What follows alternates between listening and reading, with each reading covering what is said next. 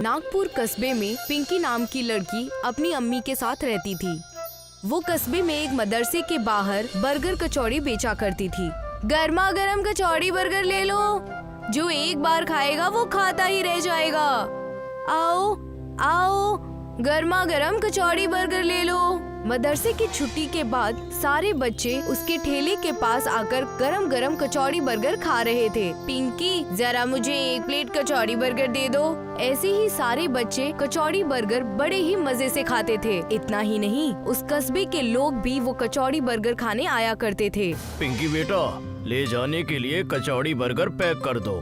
पिंकी बेटा, मुझे 2 प्लेट कचौड़ी बर्गर देना। तुम्हारे हाथों के कचौड़ी बर्गर देखकर मेरे मुंह में तो पानी आ जाता है।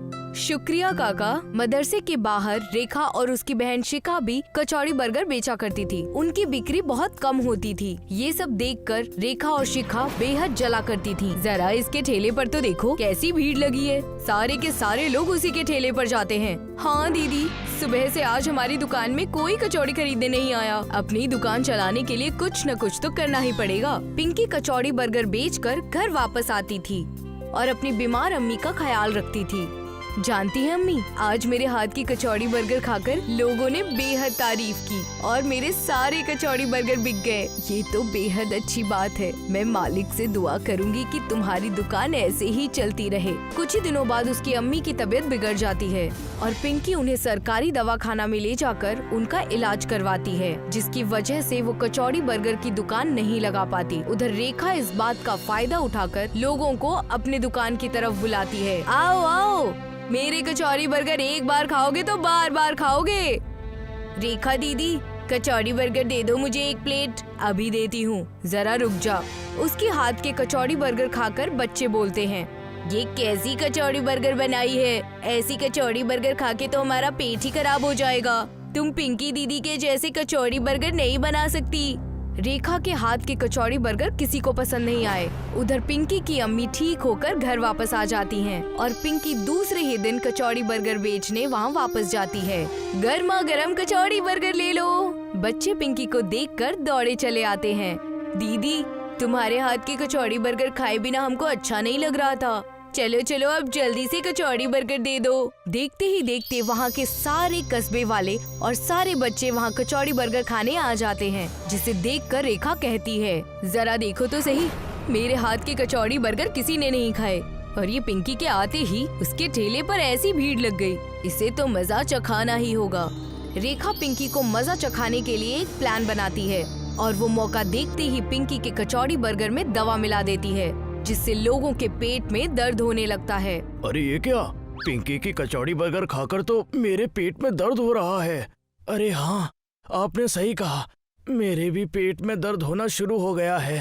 अब तो इसको यहाँ से भागना ही होगा। हाँ हाँ, भगाना ही होगा। इसकी कचौड़ी बर्गर खाकर बच्चों की तबीयत खराब हो गई तो। पिंकी को कस्बे के लोग वहाँ से भगा देते हैं और पिंकी रोते रोते अपने ठेले को लेकर वहाँ से चली जाती है। ये सब देखकर रेखा बेहद खुश हो जाती है। अब आया ना ऊंट पहाड़ के नीचे, बड़ी आई थी कचौड़ी बर्गर बेचने वाली। पिंकी एक दरख्त के नीचे बैठकर रोने लगती है। अब मैं अपनी अम्मी का इलाज कैसे कराऊंगी? मेरा कचौड़ी बर्गर तो कोई लेगा ही नहीं। ऐसा इस कचौड़ी बर्गर में मैंने क्या डाल दिया? एक बाबा पिंकी के ठेले को देखकर पिंकी के करीब आते हैं। बेटा, मुझे कचौड़ी बर्गर दे दो, मुझे बहुत भूख लगी है। नहीं काका, ये कचौड़ी बर्गर मैं आपको नहीं दे सकती। इस कचौड़ी बर्गर में किसी ने कुछ मिला दिया है। क्या करूं बेटा, मुझे बहुत जोरों की भूख लगी है। मैंने ये ठेला देखा तो तुम्हारे करीब आ गया। नहीं काका, ये कचौड़ी बर्गर आप मत खाइए। मेरे पास 50 रुपए है, ये लीजिए, आप कहीं और जाकर कुछ और खा लीजिए। उस बाबा को पिंकी का रवैया बेहद अच्छा लगता है और वो बाबा उस कचौड़ी बर्गर को देखकर अपना हाथ उठाता है, जिसमें से कोई रोशनी निकलती है और वो जादू करके वहाँ से चला जाता है। ये बात पिंकी को पता ही नहीं चलती और वो घर जाकर अपनी अम्मी से कहती है, अम्मी, आज मैं कचौड़ी बर्गर नहीं बेच पाई। मेरी कचौड़ी बर्गर में कुछ मिलावट हो गई है।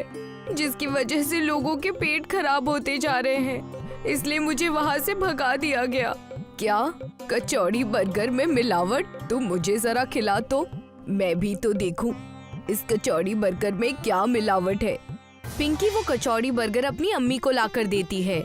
जैसे ही वो कचौड़ी बर्गर उसकी अम्मी खाती है, उनकी तबीयत ठीक होने लगती है।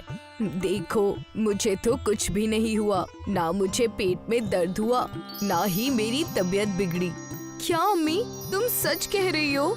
ये सब देखकर पिंकी दूसरे ही दिन अपनी कचौड़ी बर्गर बेचने वहाँ वापस जाती है। पिंकी, जरा कचौड़ी बर्गर दे दो। ठीक है, अभी देती हूँ। वो आदमी जैसे ही कचौड़ी बर्गर खाता है, उसके पेट दर्द की बीमारी ठीक हो जाती है और वो आदमी पिंकी से कहता है, अरे ये क्या पिंकी बेटा, तुम्हारे कचौड़ी बर्गर खाकर तो मेरे पेट का दर्द ठीक हो गया। ये बात कस्बे में फैल जाती है कि पिंकी के पास जादुई कचौड़ी है, जिसे खाकर सभी की बीमारी दूर हो जाती है। और ये सुनकर सारे लोग पिंकी के पास आकर कचौड़ी मांगते हैं। पिंकी पिंकी, मुझे भी कचौड़ी बर्गर खिला दो। तुम्हारा कचौड़ी बर्गर खाकर मेरा कमर दर्द ठीक हो जाएगा। ये सब देखकर रेखा सोचती है, मैं भी जरा ये कचौड़ी बर्गर खा के देखूं तो मेरी भी कुछ बीमारी ठीक हो जाए। जरा मुझे भी कचौड़ी बर्गर खिला दो। रेखा कचौड़ी बर्गर जैसे ही खाती है, उसके पेट में जोरों से दर्द होने लगता है। वो समझ जाती है कि उसने गलत किया, इसलिए उसके साथ उल्टा हो गया। सारे लोग कचौड़ी बर्गर खाकर बीमारी से छुटकारा पा लेते हैं। ये बात पिंकी को समझ में नहीं आती।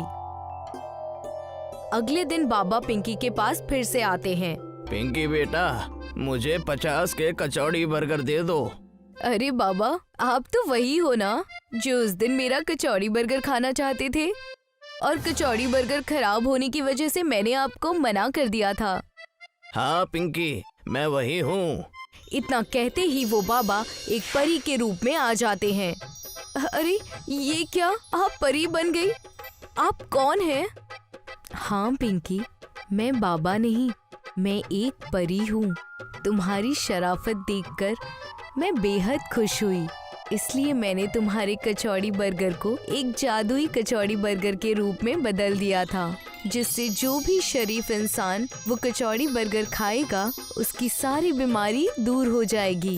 ये बात जानकर पिंकी बेहद खुश हो जाती है और शुक्रिया कहती है।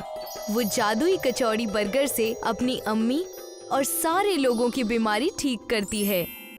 डेरा गांव में एक खानदान रहता था, जिसमें 2 भाई और उनकी बेगम रहती थीं।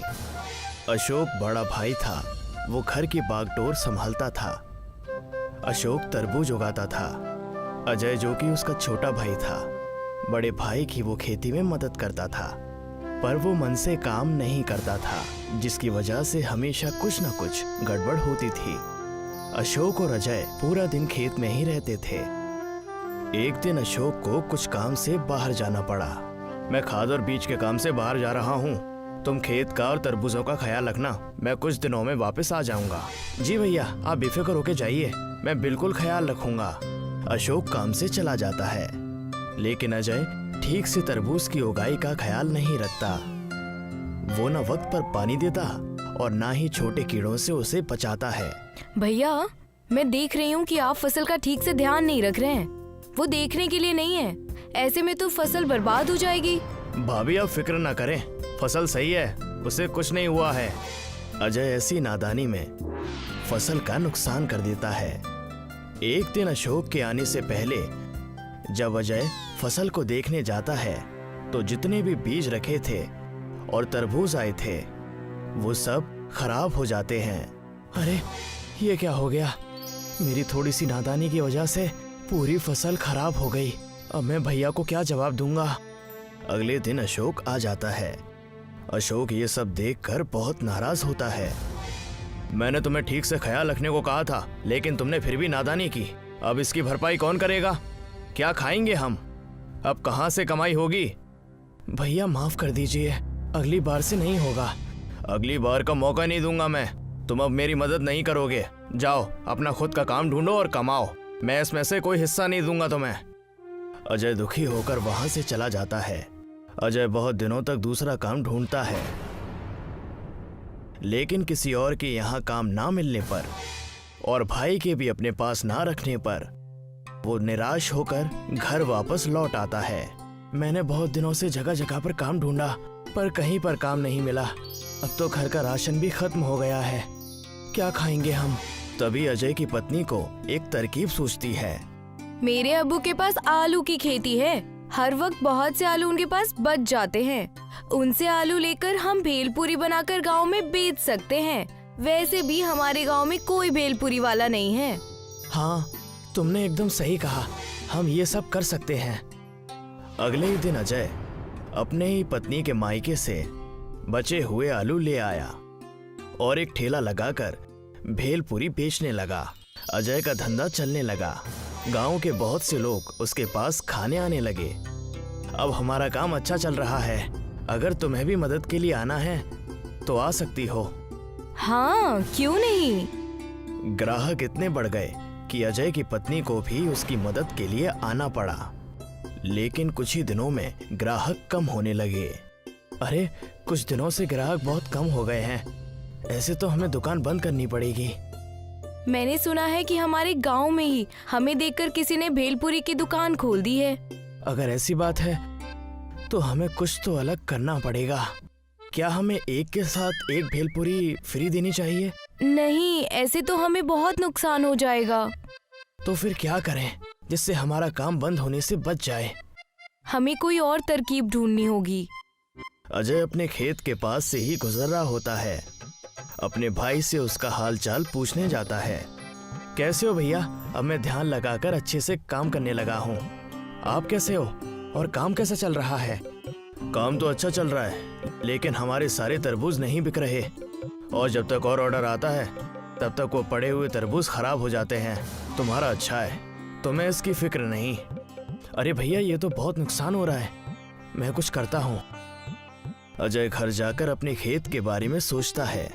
क्यों ना मैं बचे हुए तरबूज को अपनी भेलपूरी में इस्तेमाल करूं? भैया से खरीद कर उनकी कमाई और यहाँ उसे भेल में मिलाकर अपनी कमाई बढ़ा दूं। अलग भेल देखकर गांव वाले मेरी दुकान में भेल खाने आएंगे, जिससे मेरा ठप पड़ा काम बढ़ जाएगा। अगले ही दिन अजय ने होनी दुकान के आगे बोर्ड लगाया, तरबूज भेलपूरी, और तरबूज फ्लेवर्ड भेलपूरी बेचना शुरू किया। कुछ ही देर में उसकी दुकान के बाहर भीड़ लग गई। इसी तरह वो अपने भाई से तरबूज लेता रहा और तरबूज भेलपूरी बेचने लगा। लेकिन अजय की बीवी तरबूज के निकले कवर से परेशान थी। उसने ये बात अपने शौहर अजय से कही। घर के पीछे तरबूज के छिलके रखे हुए हैं, वो खराब हो रहे हैं, उनका क्या करें? उनका कहाँ कुछ करते हैं, उन्हें फेंक देते हैं या खाद की तरह इस्तेमाल करते हैं। मैं सोच रही हूँ कि इन्हें भेल के लिए कटोरी की तरह इस्तेमाल करें। ये तो तुमने बहुत ही अच्छी तरकीब बताई। अगले ही दिन से तरबूज के अंदर भेल बेचना शुरू किया अजय ने। सारे ही ग्राहकों को ये बेहद पसंद आया। इतनी अच्छी सोच के लिए उन्हें कई इनाम भी मिले। अजय की तरबूज भेल बहुत से गांव में मशहूर हो गई। अजय के भाई को अजय पर फक्र हुआ और उसने कहा, मुझे नहीं पता था तुम इतने काबिल हो। मुझे तुम्हें इतना सुनाना नहीं चाहिए था। मुझे माफ कर दो। नहीं भैया, माफी मत मांगिए। अगर उस दिन आप नहीं कहते और मुझे काम से नहीं निकालते तो आज मैं इतना आगे नहीं आ पाता।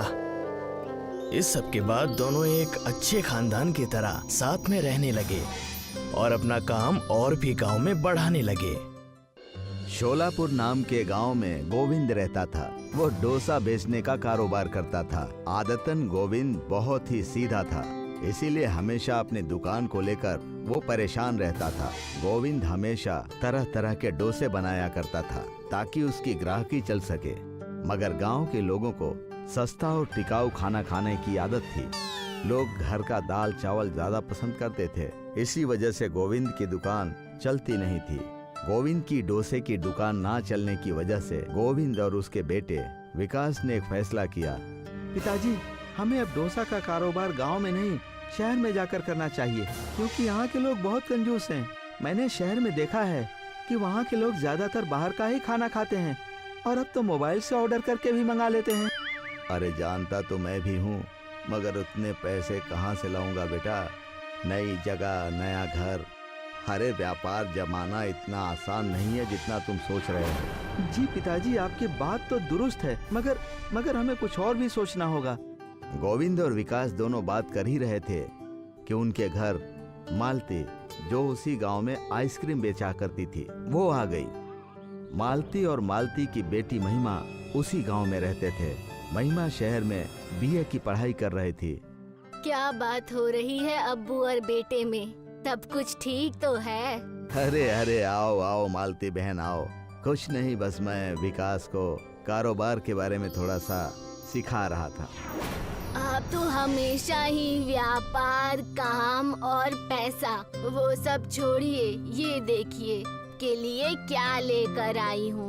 मैं आपके लिए घर पर बनाई हुई रबड़ी आइसक्रीम लेकर आई हूँ। अरे वाह मालती काकी, मेरी फेवरेट आइसक्रीम। कम से कम आपका कारोबार तो अच्छा चल रहा है ना? किसने ये अफवाह कस्बे में फैला दी? हमारा तो हमें लागत भी नहीं आता। कस्बे वाले बेहद कंजूस हैं। कस्बे वाले बेहद कंजूस हैं। गोविंद और मालती दोनों ही कारोबार ना चलने से बहुत परेशान थे। तब विकास ने मौके का फायदा उठाते हुए कहा, मेरे और पिताजी के पास एक तरकीब है। हम सोच रहे हैं कि शहर जाकर एक नई शुरुआत करें और हम इंतजार कर ही रहे हैं। ओहो, तुम दोनों अब्बू बेटे ने पहले से ही तय कर लिया है, तो देर किस बात की? हम इस चीज का जल्दी से शुरुआत करते हैं। गोविंद और विकास जैसे तैसे पैसों का बंदोबस्त करके जा ही रहे थे कि मालती की बेटी महिमा ने मालती को गोविंद और विकास के खिलाफ भड़का दिया। अम्मी, मैंने सुना है कि आप विकास और उनके अब्बू के साथ शहर जाने वाली है। उनका व्यापार तो पहले से ही खराब था। हमारा थोड़ा बहुत जो पहले से चल रहा था वो भी आप खतरे में डाल रही हैं। तो तुम क्या चाहती हो? हम यहाँ रहकर कुछ ना करें? मैं अच्छी पढ़ी लिखी लड़की हूँ और मैं आपको काम करते हुए नहीं देखना चाहती। इसलिए ये सारा आइसक्रीम का सामान और ये ठेला हम विकास और गोविंद काका को बेच देंगे और आप मेरे साथ रहना शहर चलकर। तुम्हारी बात भी बिल्कुल ठीक है। मैं और तुम जाकर ऐसा ही करेंगे। वैसे भी यहाँ कुछ भी नहीं रखा है। शहर में कम से कम 2 वक्त की रोटी तो होगी। मालती और महिमा अपना सारा सामान और आइसक्रीम की गाड़ी लेकर विकास और गोविंद के घर पहुँचे। गोविंद भाईजान, मैं आपके साथ शहर नहीं चल सकूंगी। आप मेरा आइसक्रीम का सामान रख लीजिए। जैसे ही आपकी थोड़ी बहुत कमाई हो जाए तो आप मुझे कुछ पैसे दे दीजिएगा। उसी से मेरा गुजारा हो जाएगा। मगर बीच में हमसे पैसे मत मांगना। पैसों से रिश्ते खराब होते हैं और मैं नहीं चाहता कि ऐसा हो। बात तो आपकी बिल्कुल सही है। बस पैसों से रिश्ते जरूर खराब हो जाते हैं। मैं इसका ख्याल रखूंगी और मेरे ना रहने पर आप अपनी सेहत का ध्यान रखना बिल्कुल मत भूलना। इतना कहकर मालती वहाँ से चली जाती है। गोविंद को पैसों की तकलीफ तो पहले से ही थी, अब एक और आ गई, आइसक्रीम की। पिताजी, मेरे पास एक तरकीब है। वैसे भी आप कई तरह के डोसे बनाकर बेचते हैं। काम कीजिए, आइसक्रीम डोसा बनाकर बेचिए। इससे दोनों ही व्यापार एक होकर चलने लगेंगे। विकास की बातें सुनकर उसके पिताजी ने वैसा ही किया। शहर न जाकर गांव में ही आइसक्रीम डोसा बनाकर बेचना शुरू किया। गांव वालों को जब पता चला कि गोविंद और विकास गांव में आइसक्रीम डोसा बेच रहे हैं तो गांव वाले अपने आप को रोक नहीं पाए और उनके आइसक्रीम डोसा का कारोबार बढ़ाने उनकी दुकान पर चले गए। पहले ही दिन दोनों बाप बेटों ने महीने भर की कमाई कर ली। जैसे जैसे आइसक्रीम डोसे के बारे में लोगों को पता चलता, वो खुद तो खाते ही साथ ही अपने परिवार को भी लेकर जाते थे। आइसक्रीम डोसा सब जगह मशहूर हो गया। अरे जनाब, एक आइसक्रीम डोसा दीजिए, पूरी फैमिली के लिए। जी भाई साहब। विकास बेटा, जाकर बाजार से थोड़ा सा दूध लेकर आना, क्योंकि दूध खत्म हो गया है बेटा। गोविंद और विकास के आइसक्रीम डोसा चलने की खबर महिमा और मालती तक भी पहुंच गई और महिमा ने आग में घी डालने का काम किया। सुना माँ, हमारे आइसक्रीम से ही उनका इतना अच्छा व्यापार हो गया है और उन्होंने हमारे पैसे अब तक नहीं लौटाए और हम यहाँ पर एक एक टाइम का खाना तौल कर यहाँ पर खा रहे हैं और वो बाप बेटे गांव में होकर भी मजे से हैं। भूल गए होंगे बेचारे। जाने दो, कुछ रुपयों के लिए किसी से झगड़ा थोड़ी ना करना है। कोई बेचारे नहीं, जब पैसे चाहिए होते हैं तब इंसान अलग होता है, और जब देने का समय आता है। मैंने आपकी वजह से अब तक अपना मुंह बंद कर रखा है, लेकिन अब नहीं। मैं अभी जा रही हूँ उनके पास और सारे के सारे पैसे अभी के अभी लेकर आऊंगी। महिमा मालती की बात फिर भी नहीं सुनती और गोविंद और विकास के पास चली जाती है अपने महीनों पुराने आइसक्रीम के पैसे लेने। महिमा को कई दिनों बाद देखकर विकास और गोविंद दोनों ही बहुत खुश हो गए, मगर महिमा वहाँ अपने पैसे लेने गई थी।